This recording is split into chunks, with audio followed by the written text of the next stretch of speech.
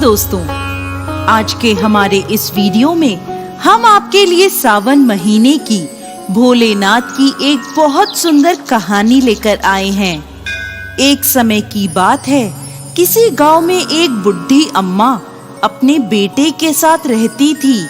माँ बेटे बहुत मेहनत मजदूरी करके अपना गुजारा करते थे। एक बार बुढ़ी अम्मा के मन में विचार आया कि अब उसका पुत्र विवाह के योग्य हो गया है, अब उसे अपने लिए बहू ले आनी चाहिए। कुछ समय बाद बुढ़ी अम्मा ने अपने बेटे का विवाह एक सुशील कन्या से कर दिया। उसकी बहू बहुत सुंदर, सुशील और संस्कारी थी। वो नित्य प्रति जल्दी उठकर घर की साफ सफाई कर स्नान आदि करती और भगवान शिव का अपने घर में ही पूजन करती। विवाह के कुछ समय बाद सावन का महीना आया। बुढ़ी अम्मा की बहू भगवान भोलेनाथ की अनन्य भक्त थी। उसके मन में ये विचार आया कि वह सावन के महीने में मंदिर जाकर शिवलिंग पर जल अर्पित करे। अपने मन में आए विचार को उसने अपनी सास से कहा, माताजी, सावन का महीना शुरू हो गया है। मैं शिव मंदिर जाकर पूजा पाठ करना चाहती हूँ, शिवलिंग पर जल अर्पित करना चाहती हूँ। लेकिन बुढ़ी अम्मा ने उसे मना कर दिया और कहा, घर में ही पूजा कर लो, मंदिर जाने से समय बर्बाद होगा। इतने समय में घर का सारा काम हो जाएगा। ये बात सुन बहू उदास हो गई, लेकिन कुछ नहीं कर सकी। उदास होकर घर के कार्यों में लग गई। उस दिन उसने कुछ अन्न जल ग्रहण नहीं किया। अगले दिन बहू कुएं से जल लाने गई। रास्ते में उसने देखा गांव की दो लड़कियां पूजा की थाली सजाकर मंदिर की ओर जा रही हैं। उसने उन्हें रोका और पूछा, तुम सब कहाँ जा रही हो? तब वह बोली, सावन का महीना शुरू हो गया है, हम सब भगवान भोलेनाथ का पूजन करने मंदिर जा रहे हैं। ये सुन वह फिर उदास हो गई। लड़कियों ने पूछा, आप क्यों उदास हो गईं?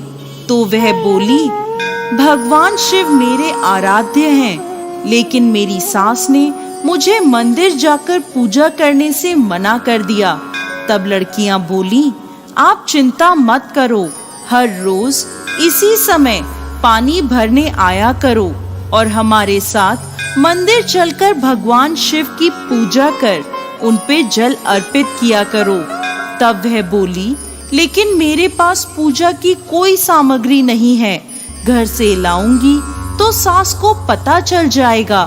तब लड़कियां बोली, कोई बात नहीं, आप हमारी पूजा की सामग्री से पूजन कर लेना।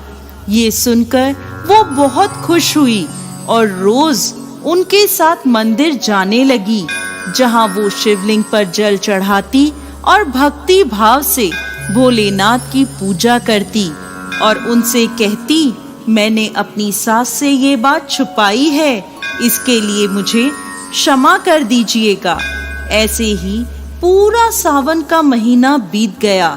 सावन के अंतिम दिन उसने सोचा, पूरा महीना मैंने इन लड़कियों की पूजन सामग्री से पूजा करी है, आज तो मुझे अपना कुछ भोलेनाथ को अर्पित करना ही चाहिए। ऐसा सोचकर उसने अपनी नाक से सोने की नथ उतारी और उसे धोकर शिवलिंग पर अर्पित कर दिया और पूजा कर घर आ गई। घर आकर वो अपनी सास से नजर छुपाकर इधर उधर घूम रही थी, क्योंकि वो जानती थी कि उसकी नाक में नथ ना देखकर सास जरूर पूछेगी कि नथ कहाँ गई। ऐसे ही दोपहर हो गई। तभी अचानक सास की नजर उसकी नाक पर गई और नाक में नथ ना देखकर सास ने पूछा, बहू, तुम्हारी नथ कहाँ है? तो वह बोली, माँ जी, मुझे नहीं पता, शायद कहीं गिर गई होगी। सास बोली, अच्छा, तो ये बताओ कि तुम आज कहाँ कहाँ गई थी, वहीं जाकर ढूंढ लेंगे। बहू बोली, मैं सुबह पानी भरने गई थी, तब तक तो मेरी नाक में नथ थी। इसके बाद मैं उपले थापने गई थी। सास बोली, चलो वहीं चलकर देखते हैं। दोनों वहां पहुंचे जहां बहू ने उपले थापे थे। सास ने बहू से कहा, चलो अब ये उपले तोड़कर देखते हैं। दोनों सास और बहू उपले तोड़ने में लग गईं। जैसे ही दोनों ने उपले तोड़े, दोनों के उपलों में एक एक नथ निकली। सास बोली, नथ तो एक ही थी, ये दो कैसे हो गई? इसके बाद सास ने एक एक कर सारे उपले तोड़ने शुरू कर दिए। अब सास उपले तोड़ती जाए और उन सब में से नथ निकलती जाए। सास ने बहू की ओर देखा और पूछा, ये क्या मांजरा है? तब बहू ने सास से क्षमा मांगते हुए सारी बात उसे बता दी और कहा, ये भगवान भोलेनाथ का आशीर्वाद है। आज मैंने सावन की समाप्ति पर उन्हें अपनी नथ अर्पित की थी और उन्होंने मुझे इतनी सारी नथ वापस कर दी। सास बहू की बात सुनकर बहुत खुश हुई और कहा, सावन माह में स्नान, जप, तप और दान का इतना महत्व है तो अगले साल हम दोनों मिलकर शिवलिंग पर जल चढ़ाएंगे और पूजा पाठ करेंगे।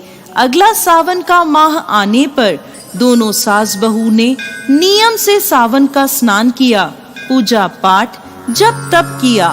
भगवान भोलेनाथ की कृपा से बुढ़ी अम्मा का घर अन्न धन के भंडार से भर गया। बहू को एक सुंदर पुत्र रत्न की प्राप्ति हुई।